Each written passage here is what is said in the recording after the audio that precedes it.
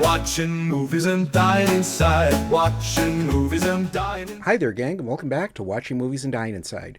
Previously, I watched all of the Police Academy movies from 1984 to 1994, and here they are as a compilation. So, anywho, without further ado, let's get on with the show. Beer. Watching movies and dying inside. Watching movies and dying inside. Hi there, gang. Welcome back to Watching Movies and Dyin Inside. It's time again for another double feature, and today we're looking at 1984's Police Academy, directed by Hugh Wilson, and 1985's Police Academy 2, Their First Assignment, directed by Jerry Paris. I'm watching them back to back because there's a lot of Police Academy movies, and I'm doing this in response to a viewer comment on my video for Hot to Trot, where they suggested I look at other Bobcat Goldthwait movies, specifically Police Academy 3 and 4. And I figured if I was going to watch those, I should probably check out the first two, since I've never seen them. I think I've only seen one Police Academy movie, and I'm not sure which one it was. I'm not really sure. I saw it at a sleepover at a friend's house when I was a kid because I'm pretty sure it was just on TV in the middle of the night. I know a few of the cast members like Steve Guttenberg, Kim Cattrall, Bobcat Goldthwait shows up at a point, but I'm going in pretty cold. But the plan is to definitely watch Police Academy 1 and 2 now, and then 3 and 4 eventually. I think there's 7 in all. It's kind of wild to think that they did one every year from 1984 to 1989, but there you go. I'm kind of interested in getting to Police Academy 7, Mission to Moscow, because Christopher Lee and Ron Perlman are in it, which is pretty cool. So I guess as always, we're going to dive on in and hope for the best. Watching movies and dying inside. Oh hey, the Police Academy music. I definitely remember that music. Like, that's a pretty iconic theme song right there, so.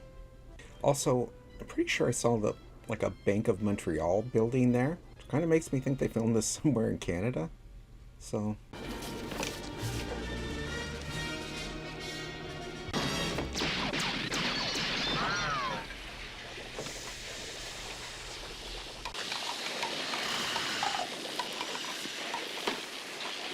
You guys.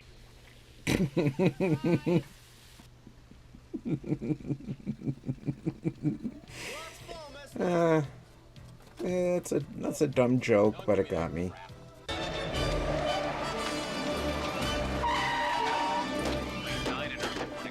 You move this car an inch and you're finished, mister! You hear me?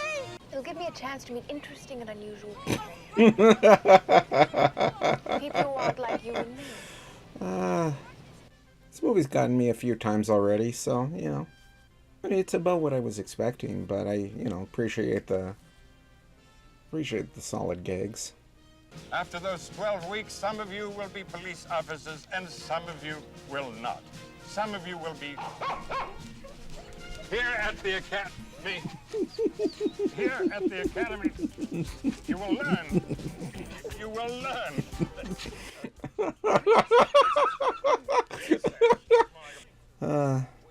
It's still kind of going through the motions of introducing the characters and setting up the whole premise, the idea that they want the cadets to quit, but Mahoney is there and he can't, he needs to get thrown out.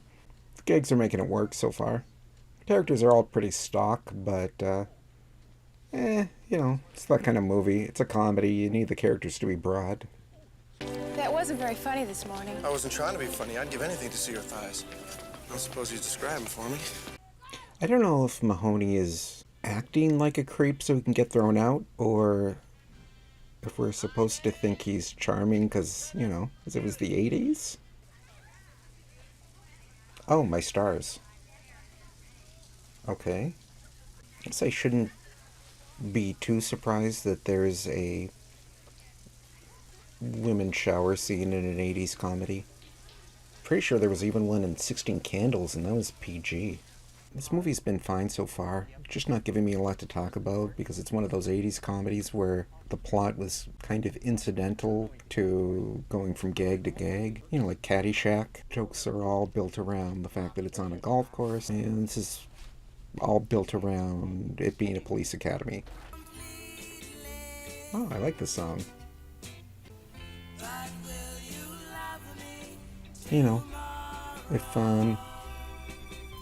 If they're gonna throw casual homophobia in a movie like this, least it's set to a good song.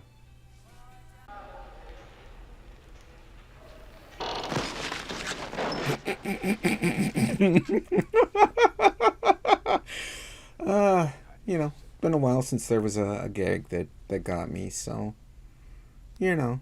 Gentlemen, please follow me. We have a very, very fine slide presentation for you.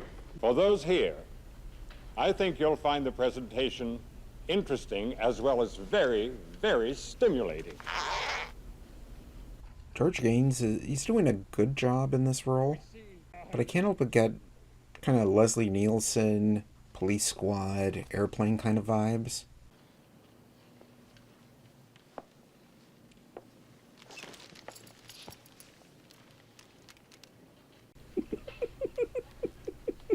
Good speech.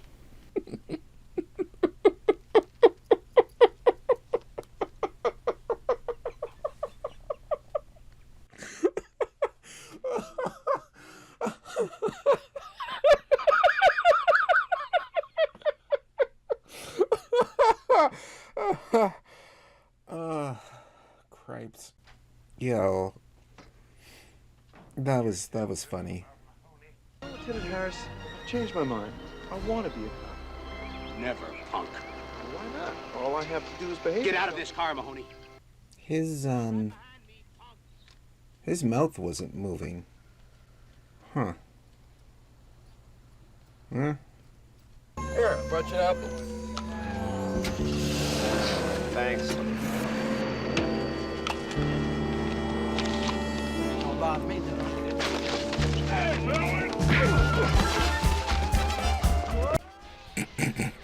Okay. The fact this brawl started with an apple accidentally hitting someone in the back of the head, that's pretty funny. Okay, kinda... Okay, here we go. This is what I'm talking about. The whole third act is about the recruits stopping a citywide brawl and riot and looting started by an apple accidentally hitting someone in the back of the head. We got ourselves a movie here, okay?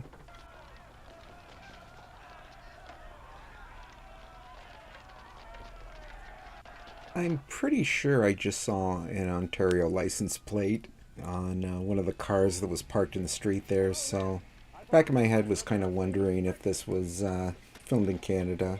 Ladies and gentlemen, the Commandant of the Academy, Eric Lassard. So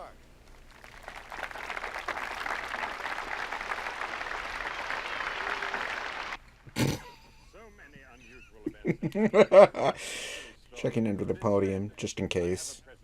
So that was Police Academy. For a start, I looked up one of the businesses that I, could see the name of during the whole riot scene, and it was in Toronto.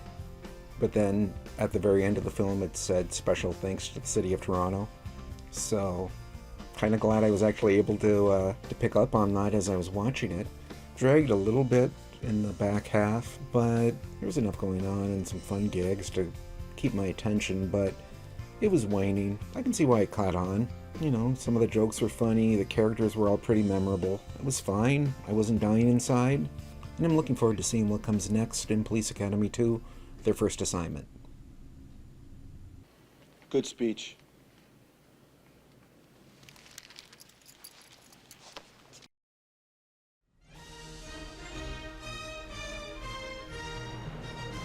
That looks like the exact same skyline from the first Police Academy movie. I recognize the Bank of Montreal logo on the building. That would actually be kind of hilarious if they just reused the footage from the first one. Oh hey, Bobcat Goldthwait. I knew he was going to show up in the third and fourth films, but I didn't know he was in the second one.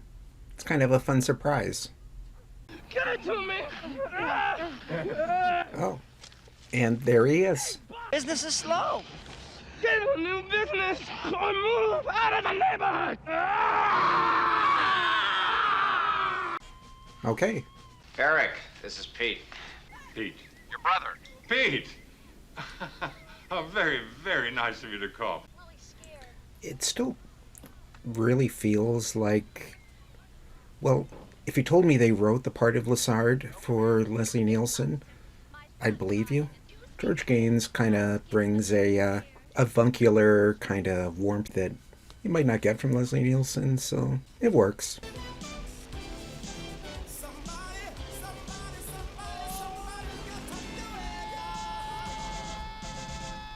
Wait, how did he not see that? And where did that come from? That's... Huh. Special skills that I should know about. I just learned to perform an emergency. I guess Kim Cattrall didn't want to come back for this one. Turned out fine for her. You know, Mannequin was right around the corner. She did fine. Officer Eugene Tackleberry reporting for duty, sir! Officer Kathleen Kirkland, and I appreciate you not calling me sir. Did she keep her hair hidden in her helmet so she could do a dramatic reveal? The only reason I can see for that would be a dramatic reveal. I might be overthinking it. Oh, good. Good, so you like hygiene, huh? Well, good, then you're gonna like your new partner. So I guess Mauser is supposed to be kind of the adversary in this film on the force, but he's not like kind of funny. Like you're not looking for him to get his comeuppance like you were with Lieutenant Harris in the first film. Not that Harris was like a laugh riot, but he was kind of a stuffed shirt you wanted to see taken down a peg. This guy's just a jerk. Hey, you sure you don't want me? I'm on a diet. You can tell that this was kind of a rush production, coming out so fast after the last film, because the characters in the first film were kind of fleshed out and developed, and they were types, but they had more going on than just being the shy one, the gentle giant, the ladies' man, the nebbish one. In this, the characters are just the types. Like, that guy is just the slob.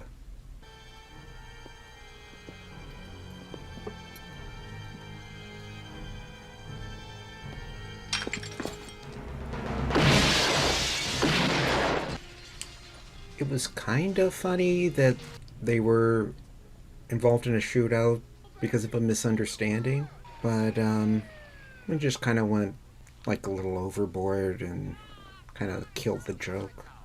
Attention! I need beer up here! Now! Kind of wondered if Bobcat Goldthwait was going to show up again, because he was kind of prominently in the credits. I started thinking that he wasn't going to show up because it's been like a half hour. Oh, no, Lou. Lou, good dog, Lou. Oh, no. Oh, no, Lou. No, Lou.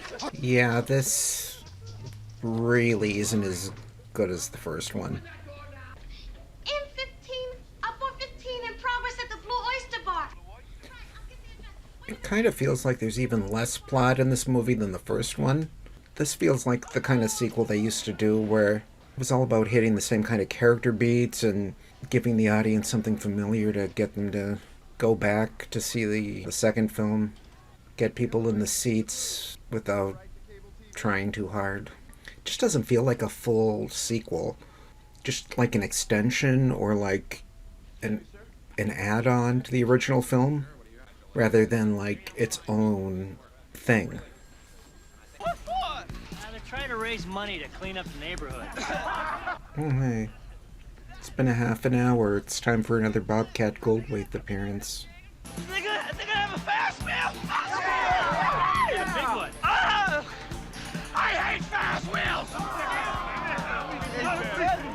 I got a bad stomach that makes me sick. Well, I'll go ahead if you go on with me.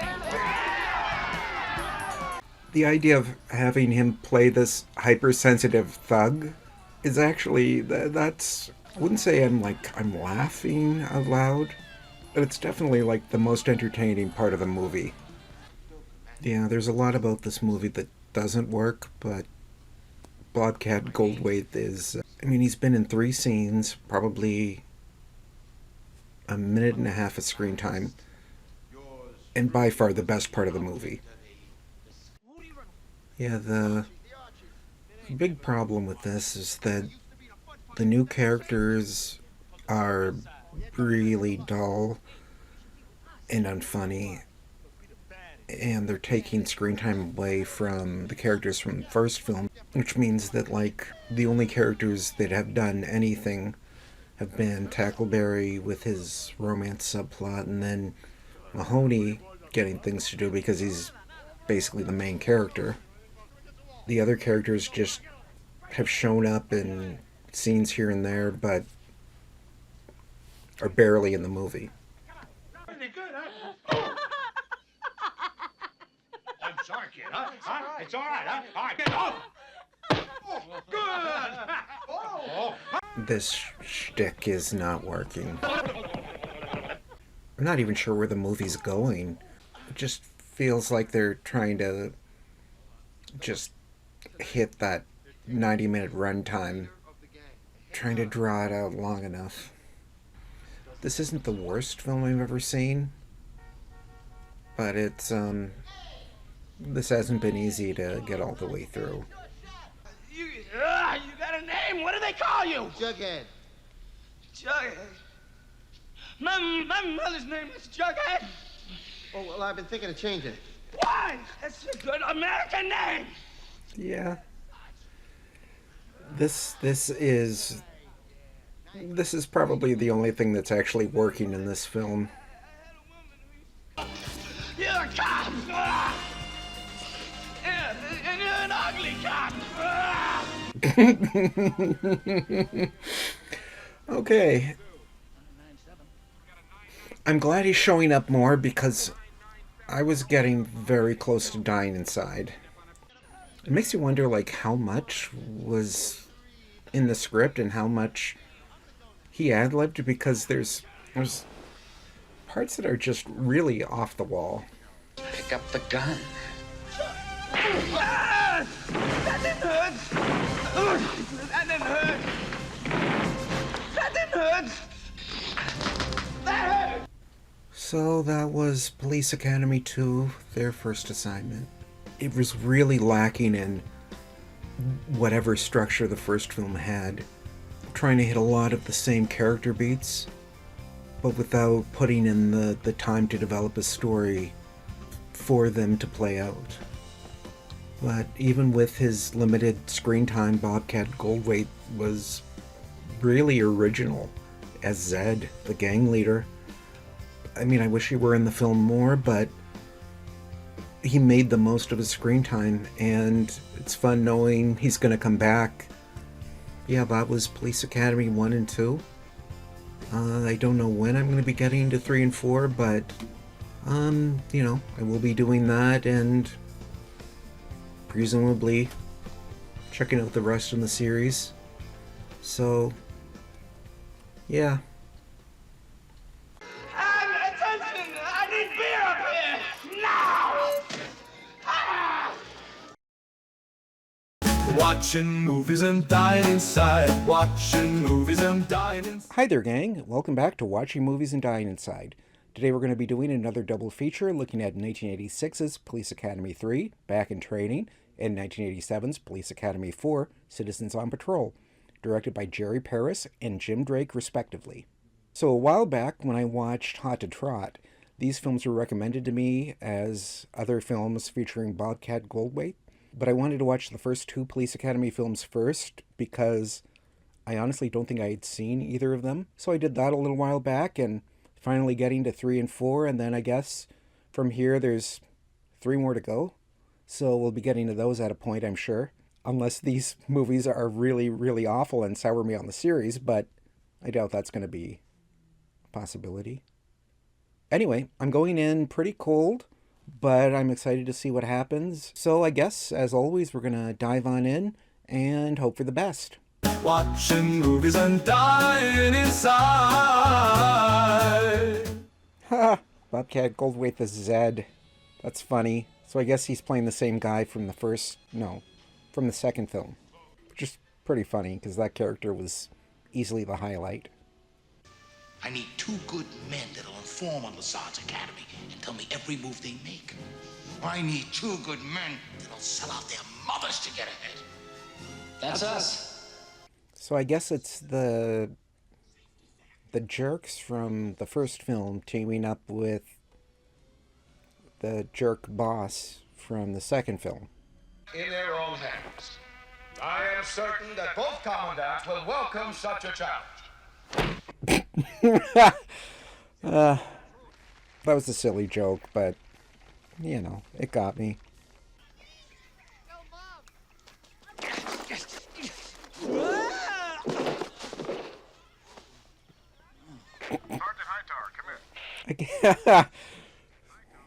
Another really stupid joke, but it got me.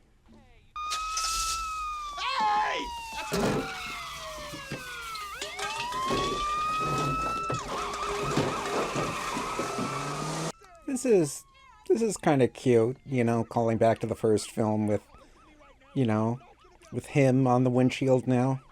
56 million shares in moderate trading. Okay, they're going full callback with that. That's actually hilarious.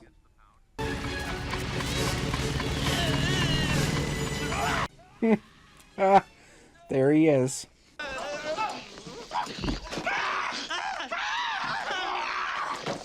He's a problem. He's an animal. Well, get used to it. He's your roommate. Zed's reformed. He's on our side now. Yeah, I used to be a real jerk, but now I'm a people guy. I like how his name is just Zed. Like a mononym. Zed. You, have impressive moves for a cadet. Thank you. You see, it's a matter of the mind being mightier than the bosom.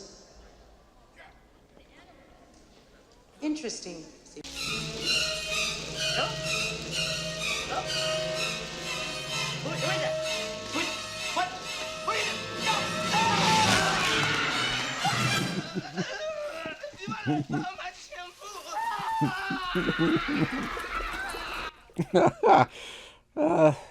Okay, Zed and Sweet Chuck are easily the highlight of this film. All right, everybody out.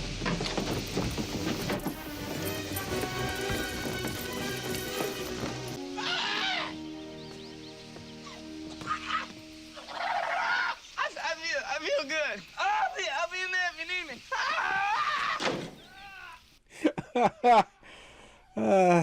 This movie's... I'm enjoying it a little more than the second one, but it's not as good as the first. But the Bobcat Goldthwait stuff is... There's some good stuff there.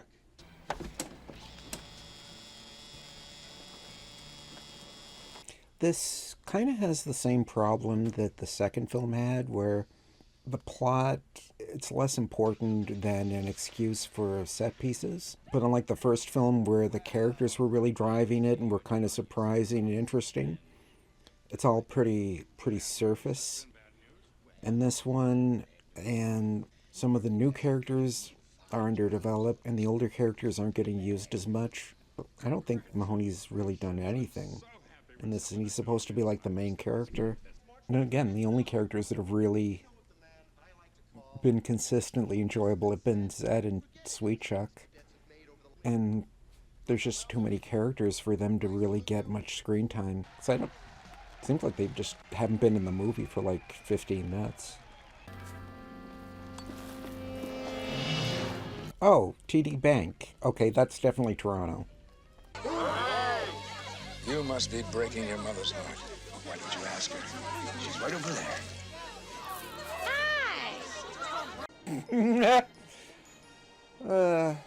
That's okay, that's pretty good. A lot of these jokes have been hit or miss, but that one got me. So they're all on jet skis now. I'd ask why, but I mean, these movies have just become kind of increasingly silly, so the fact that they're all riding in to save the day on jet skis isn't surprising.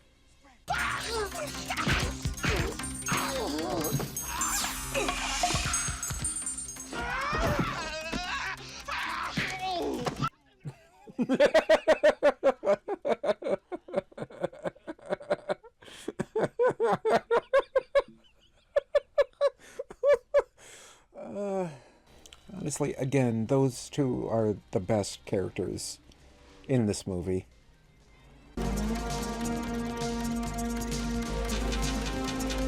This chase has been going on for a long time. Can't someone come at them from the other way and try to, like, block the boat? You know, they have, like, a gun pointed at the governor of whatever state this is supposed to be.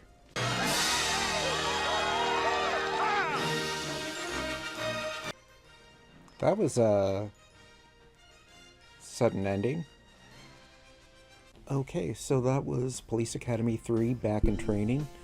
I kind of assumed Bobcat Goldthwait was going to be a highlight, and he very much was. I like the fact they paired him up with Tim Kazurinsky's Sweet Chuck. That was pretty funny. You know, the plot was secondary to the gags. And fortunately, there were a few that really got me. I was a little bored, but I wasn't dying inside, so yeah. So now with Police Academy 3 out of the way, it's time to move on to Police Academy 4, Citizens on Patrol.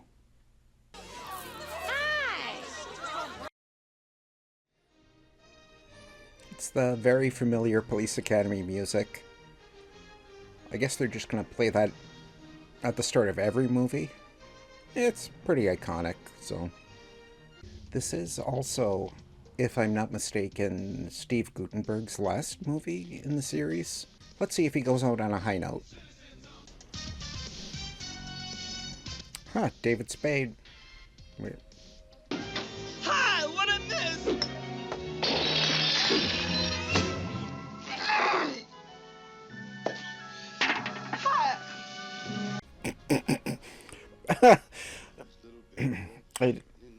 I don't get it, but... You're gonna have to leave. I'll call the police. I mean it. Okay. I'm going. I'm out of here. Wait a minute. I am the police.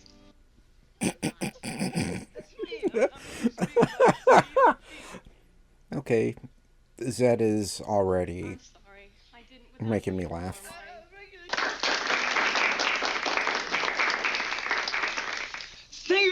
Thank you very much. Whew, I'm sorry. I'm an emotional, sensitive guy, and that part about the sheepdog just told me how right now. Gene made a machine, and Joe made it go. I blew a fart and blew the whole damn thing apart.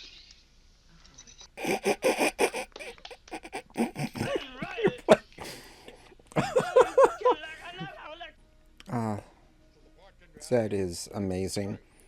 It is genuinely hilarious that he's just Zed.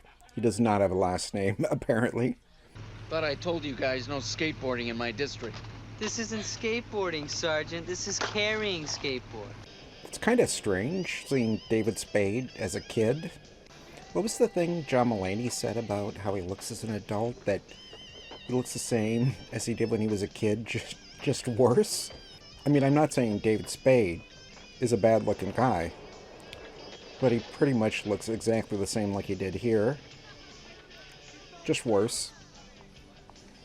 So, I guess the premise of this one is that Commandant Lassard decided to do a community program to have citizens working with the police called Citizens on Patrol, or COP. So in the first one, it was a ragtag bunch of recruits becoming police officers. Second one, it was those police officers working to help reduce crime at this one precinct.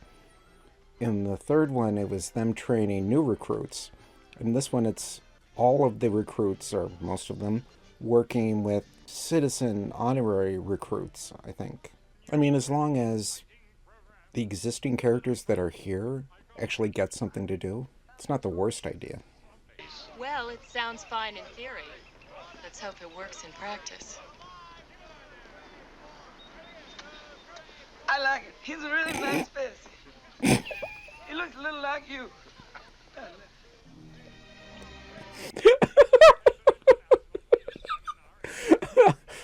Oh, my God.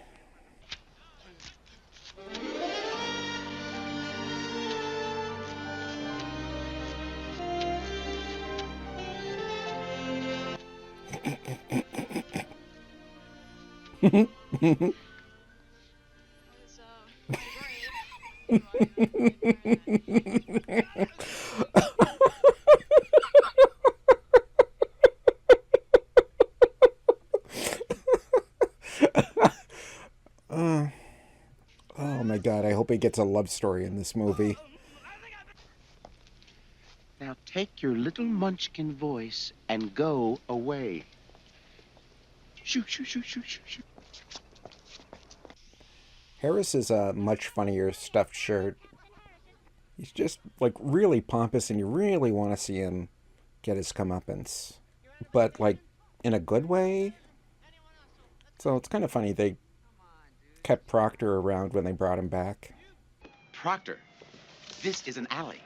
I know, sir, but these are the directions Mahoney gave me. Mahoney? Yes, sir. He says this restaurant has the best salad bar in town. Well, it damn sure better have. They're going to go into the Blue Oyster Club, right? This is the Blue Oyster Club. Look, sir. Maybe they serve seafood. Yeah. The Blue Oyster. I'll admit it is kind of funny that someone winds up in there accidentally in every movie. I mean, it's not so much that the joke is funny, it's the fact that they keep going back to it again and again.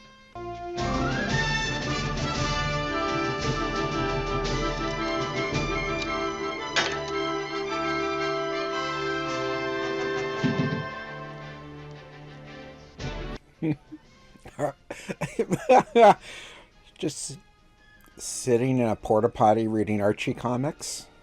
This movie has been a lot more enjoyable so far than part 3, which was an improvement over 2, but I don't know, there's funnier gags, there's better use of the characters, there's more Zed. I heard what Harris said, and he's wrong. It happens to me all the time. People just don't understand me.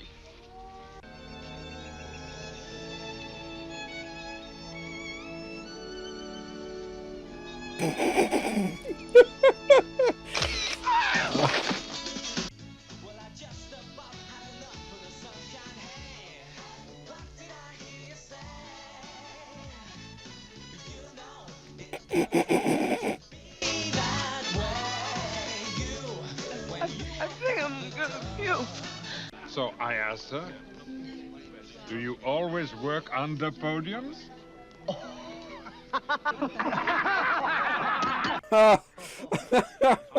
That's actually hilarious that he's telling them about the woman from the other movies under the podiums. That's actually hilarious. There's the ninja now. I see him. Come on, let's get him. Let's go. Wait, where did the ninjas come from? They're kind of acting like they've been a part of the movie so far, but I feel like they weren't even mentioned until like 5 minutes ago.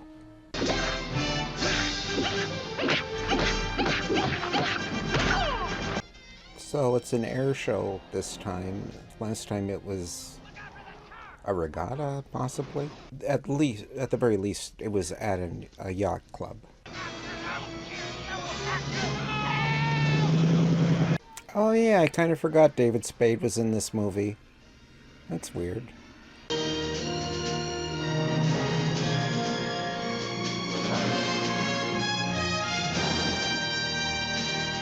Well, it's an impressive set piece, even if it doesn't make a whole lot of sense for the escaped criminals to flee in a hot air balloon. But, you know, you can't deny that it's visually exciting. So David Spade just kind of vanished from the movie at a point. But, you know, whatever. Wait, what the hell? So Tony Hawk was one of the skateboarders? I guess makes sense given the time frame, but kind of strange. Wasn't expecting that. Okay, so that was Police Academy 4 Citizens on Patrol. It was a definite improvement over the second film, especially. They made better use of the characters, tried to give everyone something to do. Some people less so. I mean, I kind of forgot Hooks was in this movie even. And some of the new characters didn't get a whole lot to do of the citizens on patrol. Oh, except for Zed's love interest, of course. Zed had a love story. That was perfect. Bobcat Goldthwait is easily the highlight of this series.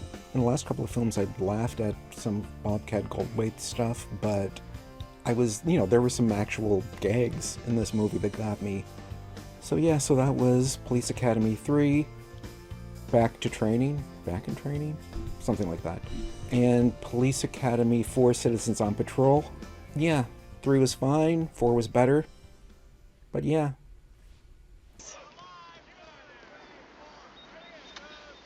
I like it. He's a really nice face. He looks a little like you. Watching movies and dying inside. Watching movies and dying inside. Hi there, gang. Welcome back to Watching Movies and Dying Inside. Today we're going to be looking at 1988's Police Academy 5, Assignment Miami Beach, directed by Alan Meyerson. 1989's Police Academy 6, City Under Siege, directed by Peter Bonners. And 1994's Police Academy Mission to Moscow, directed by Alan Metter. So I'm doing these films as a triple feature because normally I would do them 2 at a time, but because there's only 3 left, I figured I might as well knock them off all at once. Police Academy 4 was the final appearance of Steve Guttenberg as Mahoney, as well as Bobcat Goldthwait as Zed, who was easily the highlight of any movie he was in there. As I mentioned when I started doing this, I had seen one of the Police Academy movies at a sleepover when I was a kid, and I'm pretty sure it's Police Academy 5, Assignment Miami Beach, because I remember 2 things from that film. One being that the bad guy, when he's stealing a jewel or a diamond or something, there's a close-up of a ring on his hand. And the other thing I remember is it's got to be Captain Harris has Dork written on his chest in sunscreen. And so he's walking along the beach with a burn, and people keep calling him Dork. But, I'm looking forward to wrapping the series up. Even though I lost a few actors, most of the cast stayed on for the entire series, so that's kind of fun. So, I guess we're going to dive on in and hope for the best. Watching movies and dying inside. Congratulations. I'll miss you, class of 88.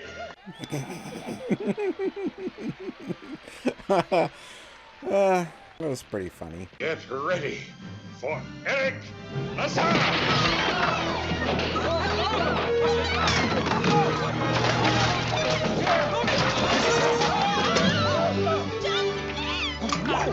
What just happened? How did everything go flying?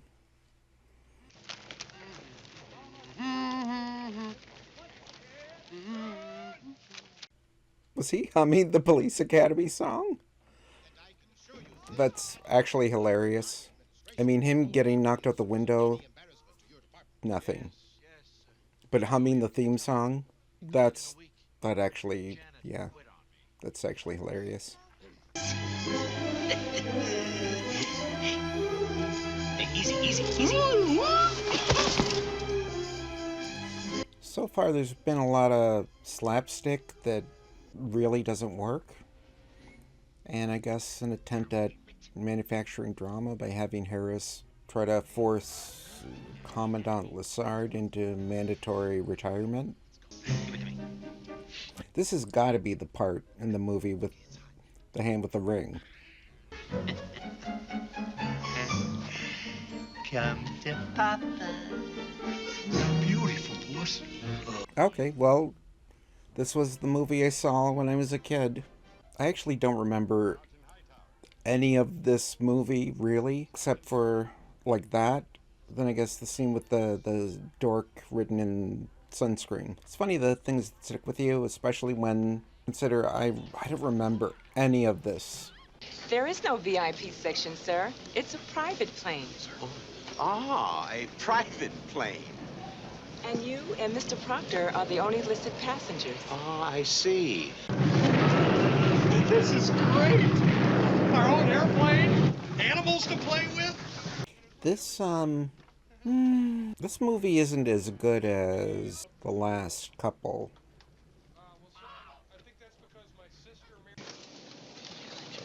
Hot Tower, check this out. Where'd you get that, House?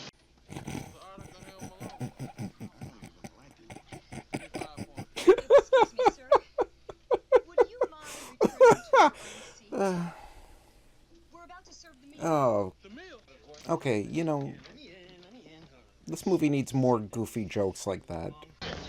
I got it. Come on.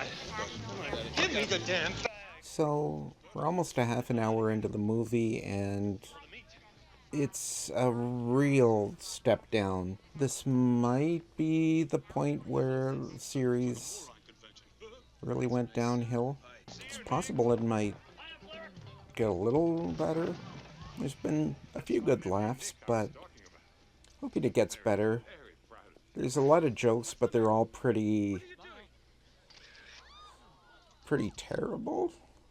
So, And here's your wallet, sir. Thank you, officer. yeah. Here we go, come on! I'll buy one. Okay, here we go, come on, all right. Hey! What's the matter, no arm? Okay!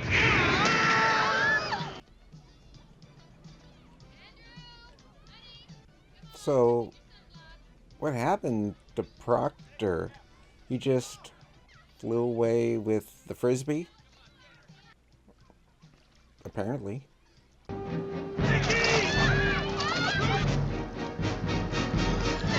Desist and leave the swimming area now, mister!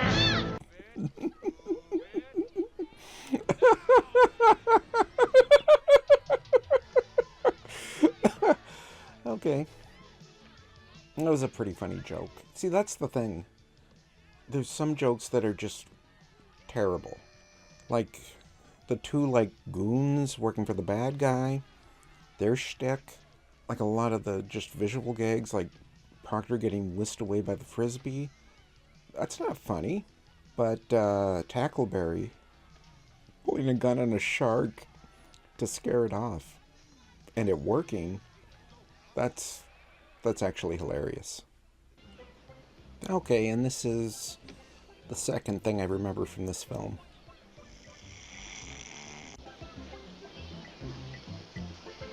Hello, Dork. Hey, what's happening, Dork? Hey, Dork. Hey, Dork.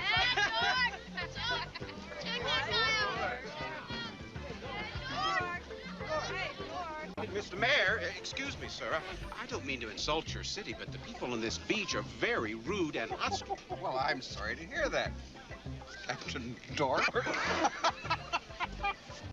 I got a little suntan today, too. That's nice. Maybe you'd like to come up to my room later and put a little lotion on it. No? Oh, look at these. What is your name, little girl? What the hell are you doing? Blowing in my ear? No, sir, I... Scram! But... Okay.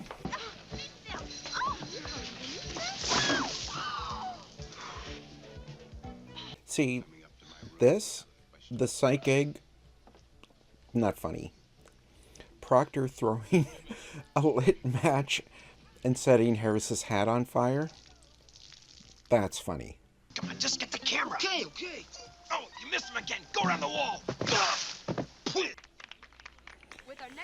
There's been a stretch of, like, jokes that are mostly terrible, so I'm hoping there's something really good.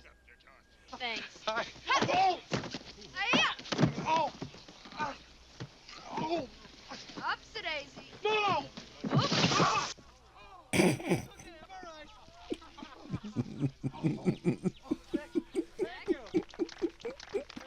Okay, I needed that really bad, and it wasn't even that Proctor fell on the cactus. It's the fact that there was a cactus just at the edge of the area where they were doing, like, training.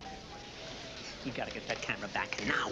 Hey, what do we need five guys to take a camera from one old man? Was that the guy from Ant-Man Quantumania? Or I think you should leave. Hey, that is a great plan, boss. Very good.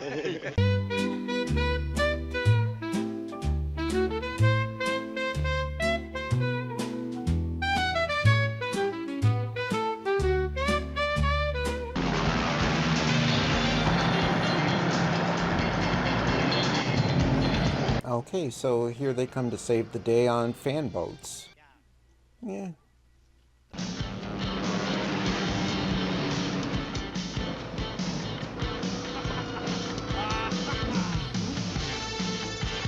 You know what? I'm dying inside. I know this movie is almost over because there's a high-speed chase with fan boats. But yeah, I thought I could hold out because every, say, 8, 9 really bad jokes, there was one that got me and made me laugh pretty good.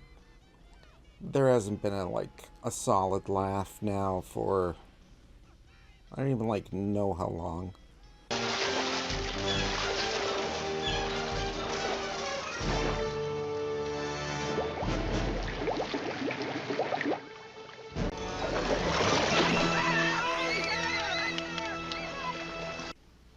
So, did he kill that alligator?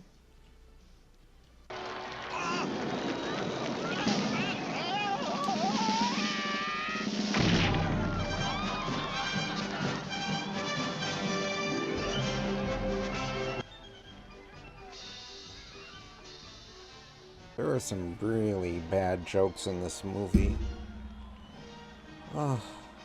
So that was Police Academy 5, Assignment Miami Beach.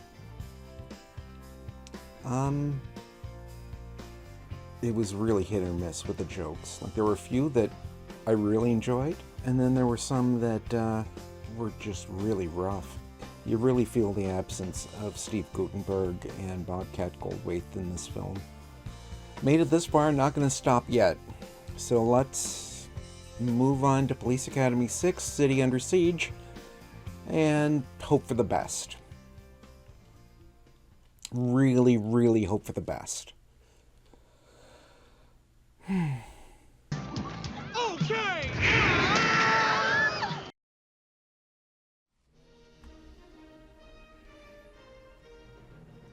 So I'm watching this a week after I saw Police Academy 5, but since then I edited that reaction, so it's still pretty fresh in my memory. Also, I'm pretty sure it probably doesn't matter at all. These films are all pretty self-contained. Hey, Garrett Graham. Garrett Graham is one of those, actors who was always really funny, but just never found kind of that breakthrough outlet, you know? He was on the animated series The Critic, he was in Phantom of the Paradise, Chud 2, a lot of stuff, and just really funny. I have a sixth sense. But, sir... Would you let me finish? I have a sixth sense when it... Yeah, that's Garrett Graham on the right there. So... Watch that.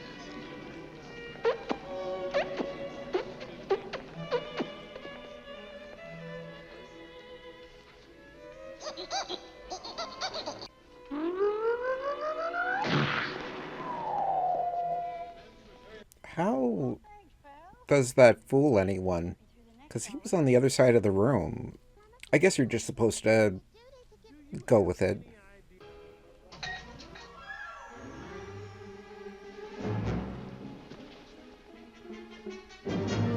I like the fact that they're taking the time to introduce, each of the main characters. You know, establishing who they are again.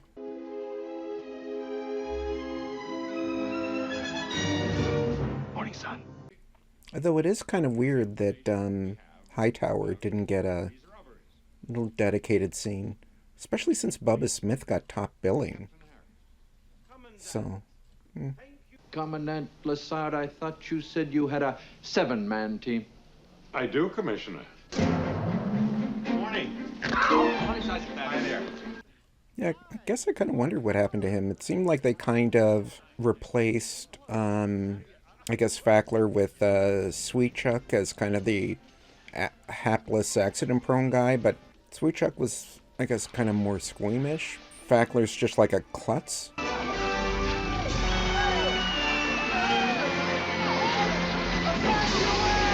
I don't think he was ever this klutzy, though. I told you. Good afternoon, gentlemen. I am pleased to say that my plan is proceeding perfectly. What can I do?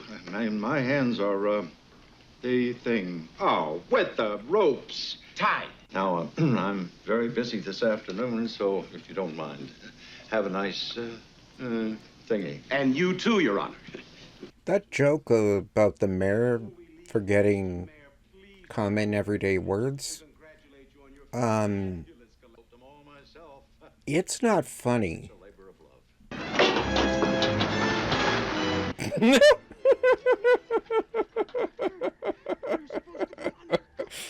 I was kind of expecting them to show the water and the bucket hitting someone on the streets below. It's funny enough on its own. Just knocking the bucket off.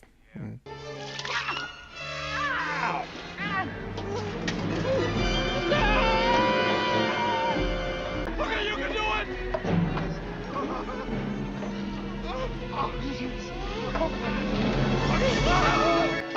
never forget!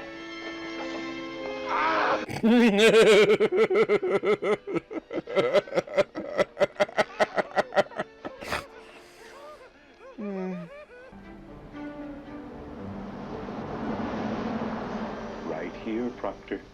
When this trap is sprung. Oh yeah, I never commented on it at the time, but Tackleberry had a son who seemed like he was maybe 7 or 8, but this is 3 years after Police Academy 3. No, wait. Police Academy 2. Tackleberry got married. This is 89, so the kid should be like 3 years old, so I guess that means this takes place maybe 4 years in the future, so this would be 1993? Or maybe I'm just overthinking it. This is not what I want to hear, Captain Harris. I want to hear that these crooks have been, the thing, when you put the cuffs on them. The mayor is the mastermind behind all this, right? Like, it can't be any of the, I want to call them the police academies, in lieu of an actual name for the group of officers. Guess I just could have said group of officers. But now I kind of like referring to everyone as the police academies. What was I even talking about?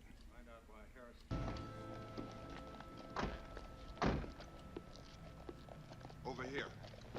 Have they ever said what city this is supposed to be? I don't think they have.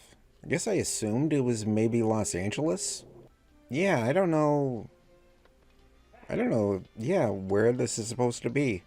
I guess it really doesn't have any impact on the movie, but it is kind of odd. You into heavy metal?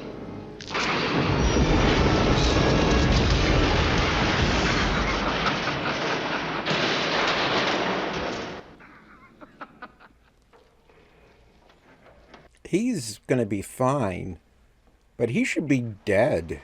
These movies are silly.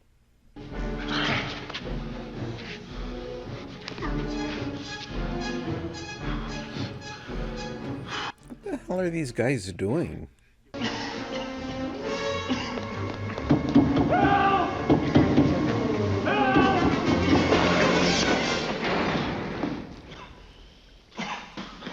You know, I'm beginning to think maybe they shouldn't have made one of these every year for 6 years. You know, maybe if they had, like, done one every other year, you could have really focused on tightening everything up and really finding some strong stuff for the characters to do.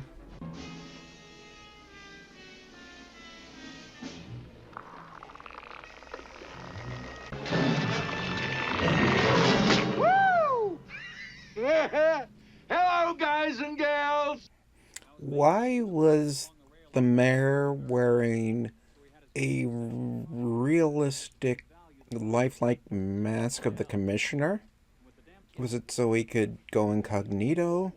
But why not make sure that the actual commissioner was indisposed so he could carry out the ruse? You're all fired! And don't you touch my model ships! Not one of you! Don't you... And why is the mayor acting so goofy now?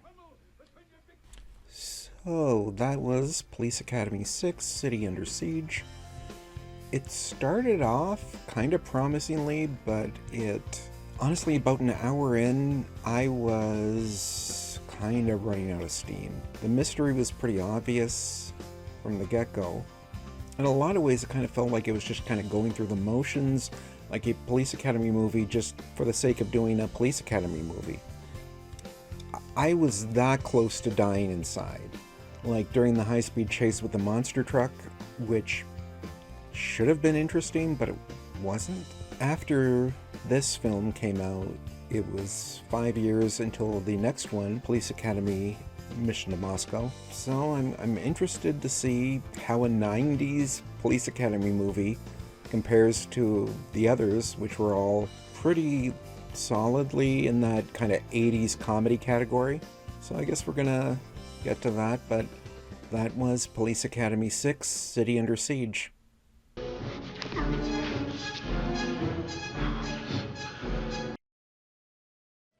The computer game phenomenon, distributed by alleged Russian mafia leader Konstantin Kanali, has taken the world by storm. Out of the Is that a Game Boy? There isn't a game in that Game Boy.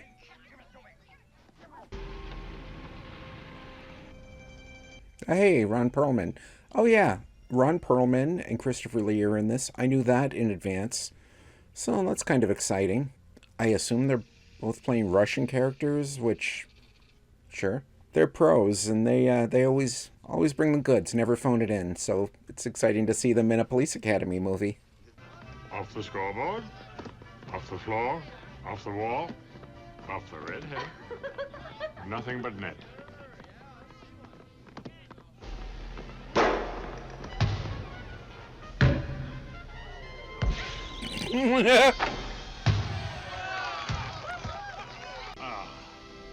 Alexander Nikolaevich.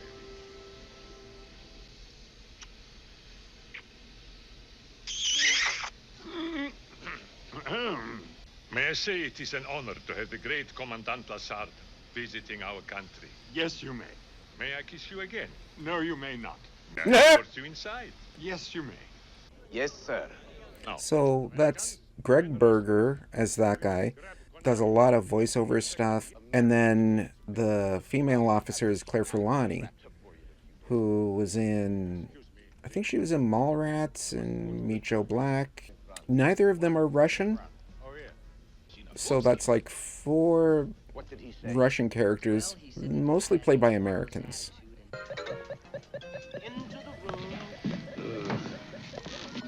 I have to get to next level. Yeah. This is kind of silly, but it is fun seeing Christopher Lee use a gameplay.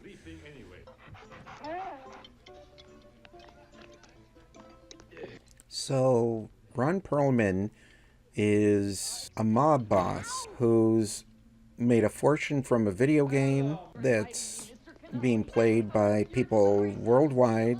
Now he's making a fortune, which he's going to use to take over Russia, I guess? Something like that. You know, in America, funerals are in English.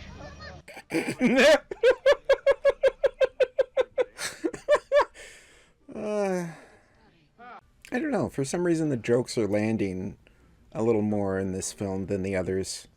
I'd always kind of thought maybe, they once-a-year schedule, hampered the ability to come up with solid gags and one-liners. Taking a 5-year break, should level up a little bit.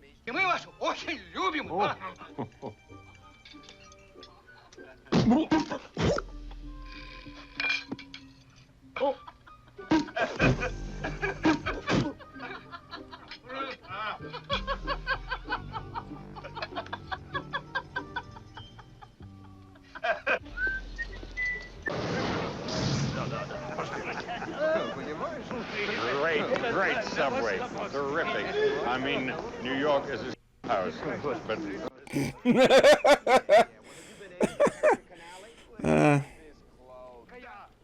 You know, I have heard good things about the Russian subways. Never before have I seen such an apparition. Let's get up. Now, most of the cast isn't getting a whole lot to do, but they're showing up pretty consistently with little bits here and there, which I guess is owed to the fact that the cast is pared down significantly. The only new character is Connors? Connors?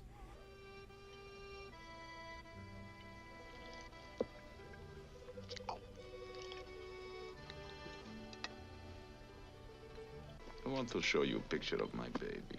Uh-huh. This is the day I brought her home. Here she is at 10.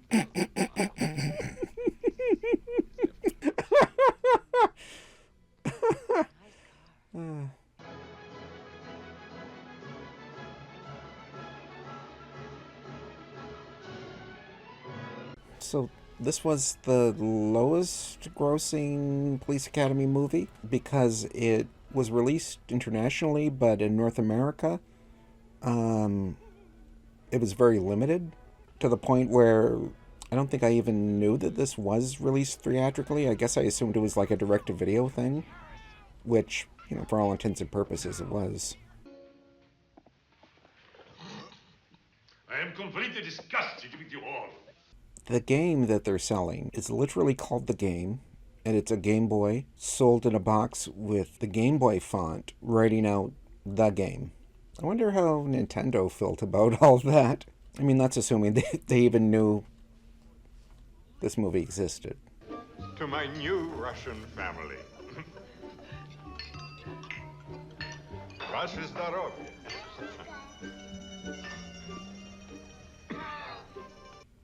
The idea that Lassard got in the wrong car at the airport and has spent the entire movie with some random Russian family is actually hilarious.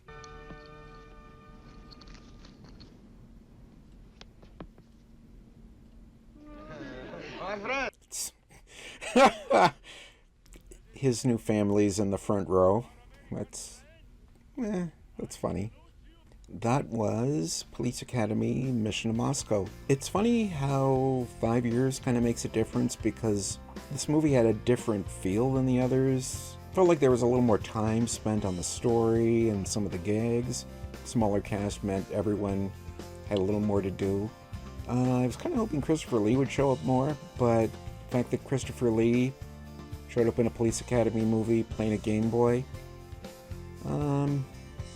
that's alright. That concludes the Police Academy film series. So there was a Police Academy animated series that debuted in 1988 that ran for 1 year and 65 episodes. And then in 1997 there was a live-action hour-long series. I guess just maybe for the sake of being complete, I thought about maybe checking out the animated series or the live-action series.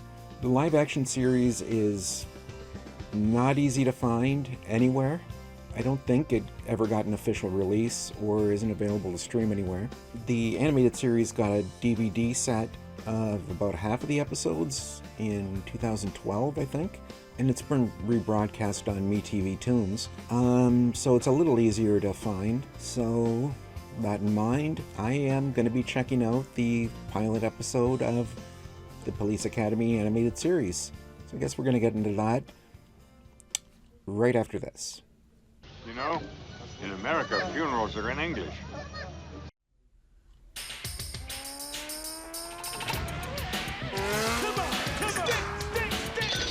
Okay, so we are watching the pilot episode of Police Academy, the animated series, The Good, the Bad, and the Bogus, which originally aired on September 10th, 1988.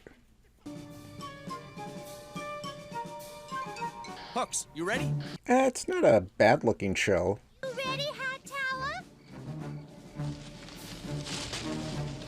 Tack, Callahan, you in position? Affirmative, Officer Mahoney. Now!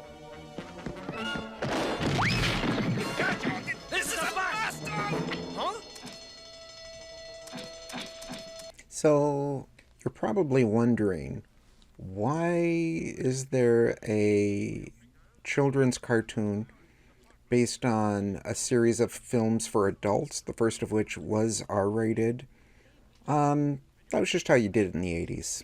If you had something that was supposed to be for adults but had kid appeal, you gave it a cartoon. Ghostbusters, give it a cartoon. Ran for a super long time with a pretty robust toy line. RoboCop, same thing. Rambo, same thing. Police Academy, same thing. That whole thing of turning, films for adults into children's cartoons, that continued into the 90s. It wasn't just an 80s thing. They did a Toxic Avenger cartoon. Then there was a Starship Troopers cartoon. There was another RoboCop cartoon. And another Ghostbusters cartoon. And with all these weapons, it'll be a cinch to take them all. Right.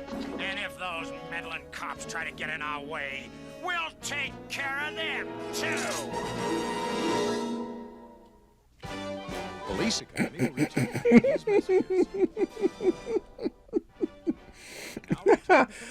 I assume this was ripped off like a DVD, but it's kind of amazing the DVD has the commercial bumpers on it. Like I mentioned, the Police Academy animated series got a DVD release in 2012 with half of the 65 episodes, and it's been rebroadcast on MeTV Tunes. Unfortunately, we don't get MeTV Tunes in Canada, and I guess I could have tracked down the DVD, but fortunately it wasn't that difficult to find episodes of the cartoon. And if you're watching this and you feel like checking the show out, it's easy enough to find if you know where to look. Or should I say, if you know where to tube?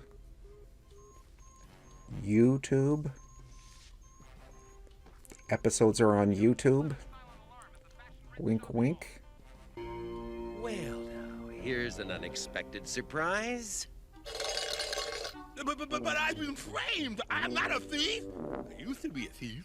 That's funny. So okay, I guess the characters' backstories are the same. I'm gonna spend the rest of my life in a cell with Zed.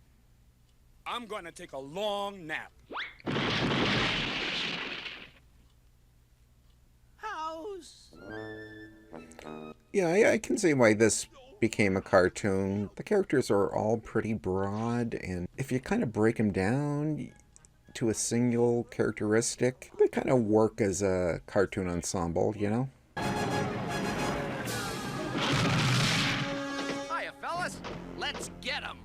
Though justice may be blind, the shady ones will find that there's no way to hide. I was not expecting like a Scooby-Doo song in the middle of the action scene. That's kind of incredible. So that was Police Academy, the series, Good, the Bad, and the Bogus, I think. It stays closer to the film and the characters than I would have expected from like a kid's cartoon from the 80s. I feel like if you're a big fan of the films and you haven't seen this, you should probably check it out. You get a real kick out of it. It's a little harder to find episodes of the live action show. Well, maybe I might check out the show down the line if I'm able to find episodes, but in the meantime, got through all 7 films. But yeah, that's Police Academy for you. Yeah, it was fun. Police Academy will return after these messages.